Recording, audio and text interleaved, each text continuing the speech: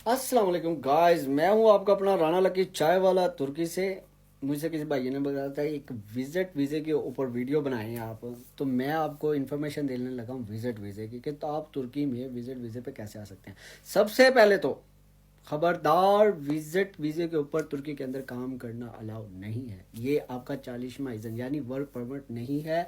ये just visit visa है जो कि कुछ अरसे के लिए होता है, और विजिट पे ही आएँ और सैरो तफरी करें और उसके बाद वापस चले जाएं, दैट्स इट।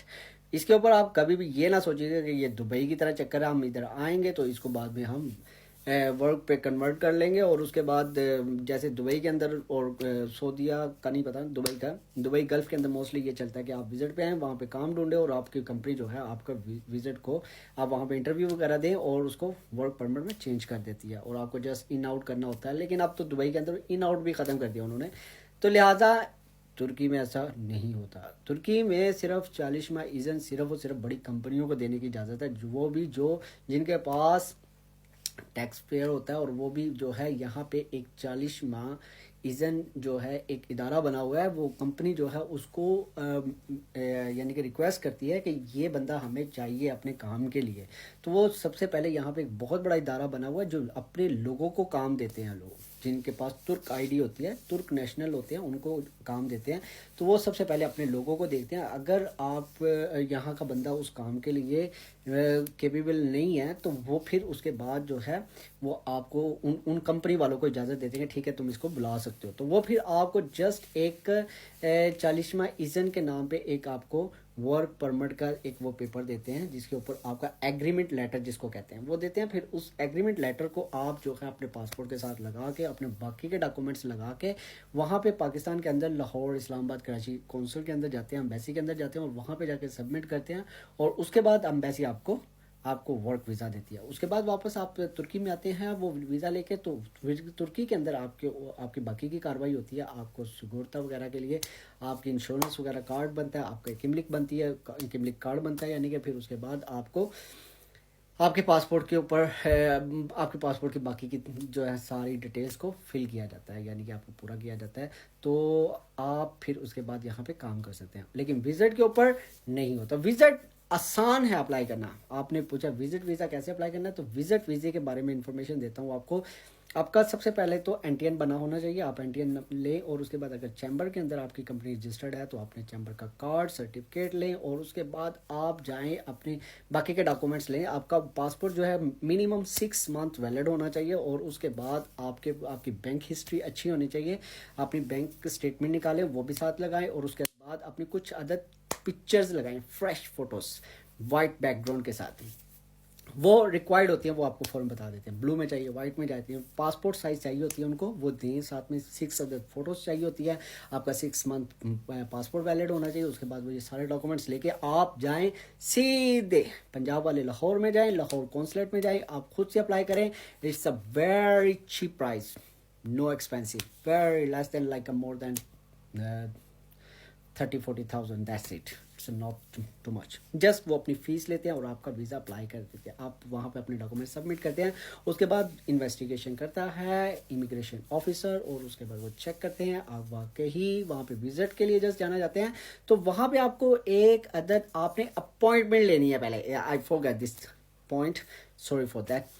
आपने पहले अपॉइंटमेंट लेनी है, और उसके बाद जहाँ अम्बेसी में जाके अपना डॉक्यूमेंट सबमिट कर देने हैं। और सबमिट करने के बाद आपने क्या करना है, वो आपकी जांच और पड़ताल करेंगे। वहाँ पे आपको एक फॉर्म भी दिया जाएगा जिसको आपने फिल करना है। उसके अंदर रिसेंटली 5 ईयर के अंदर आपने कितनी ट्रैवल की, कौन कौन से मुल्क में घूमे, उनकी डिटेल लिखना कभी मत भूलिएगा। ये एक राज का टिप है, और यही आपका सबसे बड़ा टिप आपका आपका टिप है। ये आपको वीज़ा दिलवाने का ये सीक्रेट टिप है, ये आपको कोई भी नहीं बताएगा मेरे अलावा।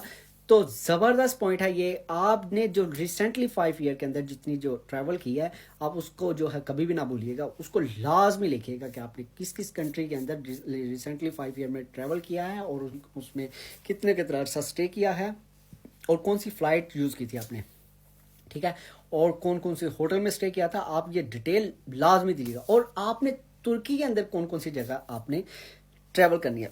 तो मोस्टली लोग लिखते हैं इस्तांबुल, ब्लू मॉस्क, ये वो, लटरम पटरम, दैट्स इट। बट अंतालिया मत भूलिएगा। उसके अलावा आप इनके कपाडोकिया शहर है जहाँ पे बलून होते हैं जो कि दूसरे शहरों के अंदर नहीं होते, तो आप उसको भी मत भूलिएगा। ये इस तरह की कोई मेन चीज़ें बताएं उनको कि हम इन जगहों की हिस्ट्री के ऊपर जो है इन जगहों की सैर करना चाहते हैं, तो then they will be accept your request कि वाकई ही ये बंदा एक ट्रैवलर है और ये वाकई ही यानी कि टूर करना चाहता है, तो वो फिर आपको लाजमी वीज़ा देंगे।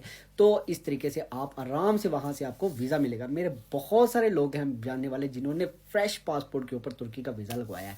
जो कहते हैं कि वीज़ा नहीं लगता, वो मेरे साथ ज़रूर रब्ता करें, मैं आपको बताऊंगा कि क्यों नहीं लगता। ठीक है, आप अप्लाई करें। अच्छा, दूसरा एक बहुत ही इजी हल है, लेकिन उसके अंदर आपके ये जो मैंने आपको पहले तरीका बताया है आप खुद से अप्लाई करने का, इससे आपके 99.9% चांस होते हैं आपका वीज़ा लगने के। लेकिन दूसरा वे है जो कि तुर्की की जस्ट एक तजारत है, तुर्की का जस्ट एक पैसे कमाने का एक जरिया है, जिसमें बहुत कम चांस होते हैं वीज़ा लगने के, लेकिन बहुत आसान प्रोसेस होते हैं और उसमें पैसे भी इससे थोड़े ज़्यादा लगते हैं, लेकिन वीज़ा रेशो बहुत कम, यानी कि आपके बहुत कम चांस होते हैं वीज़ा लगने के। लाइक आप कह लें 50 to 60% चांस होते हैं वीज़ा लगने के, अदरवाइज मोस्टली लोग रिजेक्ट हो जाते हैं उसके अंदर।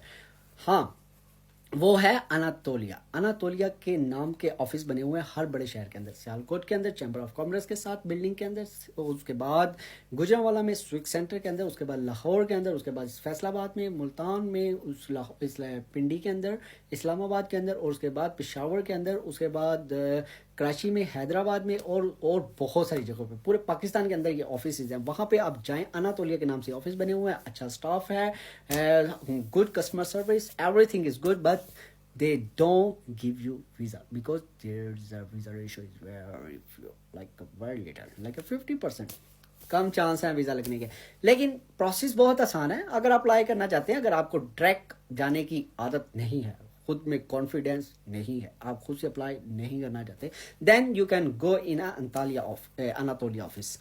It's a very easy, you have to get your fresh passport, it will be minimum 6 month valid, और उसके साथ आप कुछ अदद पैसे ले जाएं। नॉर्मल की फ़ीस है 65,000 और अर्जेंट की फ़ीस है 70, 75, 80 हज़ार है तकरीबन। ये मैं आपको अप्रॉक्सीमेटली बता रहा हूँ 1 year बिफोर रेट, लेकिन आज का क्या है I don't know, fresh rate क्या है I don't know, you have to check, go and check with your self.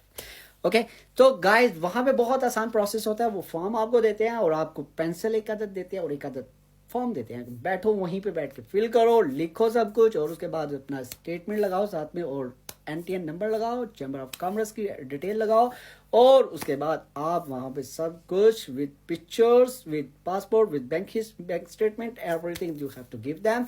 They will submit in a Lahore consulate और इस्लामाबाद कॉन्सुलेट और Karachi consulate. Okay, then they will give you reply within a few days later, like 20 to 30 days later। ठीक है, सो उसके अंदर क्या होगा, उसके अंदर आपके चांसेस कम होंगे वीज़ा लगने के। ठीक है, हाँ, इसके अंदर एक और टिप देता चलो। ठीक है, टिप क्या है मजे की, नया जोड़ा, नया couple, recently they got married, now they will apply, they will get 100%। ये मेरा सीक्रेट टिप है आप लोगों के लिए, जो लोग ये वीडियो देख रहे हैं, जो ये लोग वीडियो शेयर कीजिएगा ज़्यादा से ज़्यादा, और मेरी रिक्वेस्ट आप सब लोगों से कि प्लीज़ फॉलो करना मत भूलिएगा, और लाइक का बटन भी दबाइए, और नोटिफिकेशन भी किया। अगर यूट्यूब पे देख रहे हैं तो नोटिफिकेशन लाजमी ऑन कीजिएगा, ताकि हमारी नेक्स्ट वीडियो आपको आसानी से मिल जाए।